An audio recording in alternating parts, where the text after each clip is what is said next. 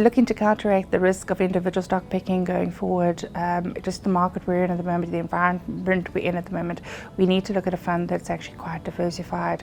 Looking at the top 50 gives us a broader exposure to a market that's actually got very, very large constituents in it. So partly we chose top 50 for liquidity reasons and some market cap reasons.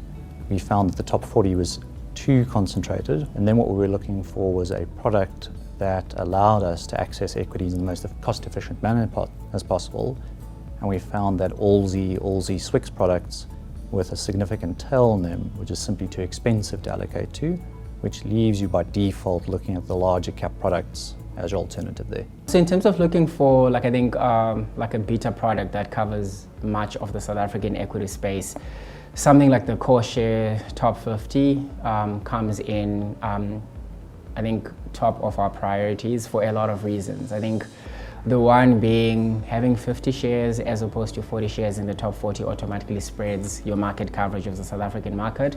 It allows you to capture the size premium. So for some clients, size premium really reflects the small, mid-cap size of it. In other contexts, it can be actually the large cap aspect of it.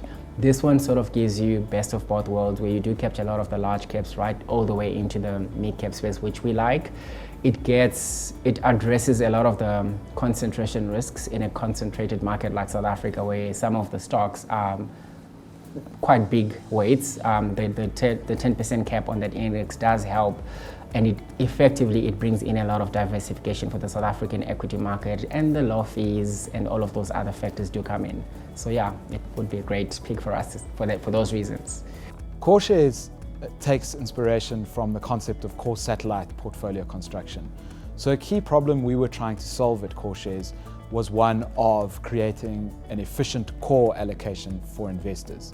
What we mean by that is efficient access to South African equities. So we selected the S&P South Africa 50 index, and we selected it for a number of reasons. The first was that it covered 50 shares and not typically what would be 40 shares. And that extra 10 shares gives us extra coverage of the market, so a broader representation of the South African market. What it also does is it solves for a concentration problem that we have in the South African market by capping the largest share at 10%. And then being large liquid shares, of course, it's very efficient.